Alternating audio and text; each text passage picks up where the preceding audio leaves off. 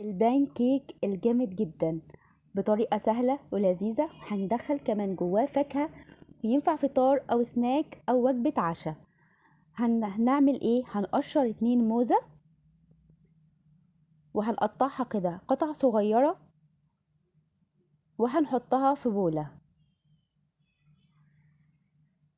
وهنحط عليها 2 بيضة بدرجة حرارة الغرفة، عليها شوية فانيليا، وهنضرب كل ده بالهاند او الخلاط، وهنجيب عليها كوباية من اللبن، وهنرجع نضرب كل ده، وحطيت عليهم معلقتين كبار من السكر، عليهم معلقة من النشا، عليها رشة ملح، عليها كوباية وربع من الدقيق، عليهم معلقة صغيرة من البيكنج باودر. هنرجع ونضرب كل ده مع بعض.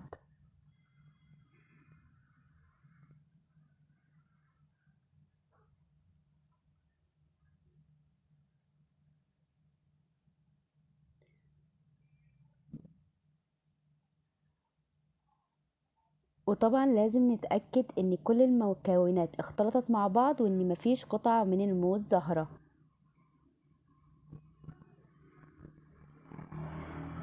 بعد كده حطيت ربع كوباية من الزيت،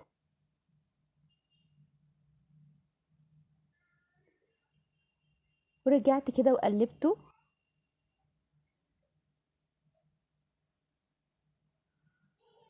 والخليط بقى جاهز معانا. انا حطيته كده في الازازة دي، بتسهل عليا جدا، ما يبقاش فيه لحوسة ولا دعك ولا اي حاجة. طبعا بحط هنا، واول ما تظهر كده زي الفقاعات برجع واقلبه من الناحية التانية. وطبعا لازم الطاسة تبقى مدهونة كويس لو هي بتلزق، ولو مش بتلزق برضو نديها دهنة بسيطة بين كل مرة والتانية. والطاسة لازم تبقى كمان سخنة، ونوطي النار. اول ما نصب الخليط بتاع البانكيك كده في الطاسة نوطي النار. شايفين انا عملت الكمية دي في ثواني.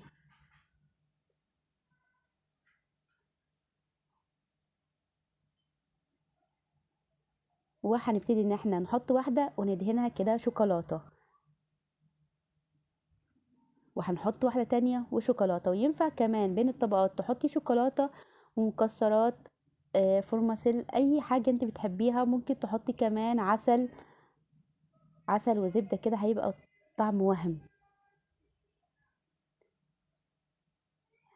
انا حطيت كده شوكولاتة بين كل طبقة والتانية بين البانكيك، وحطيت كمان فورماسيل. عملتها كده زي التورتاية الحلوة. الطعم بجد لا يقاوم.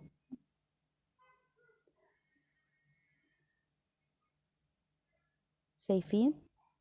حلوة جدا. اتمنى تجربوها وتقولولي رأيكم ايه في العظمة دي.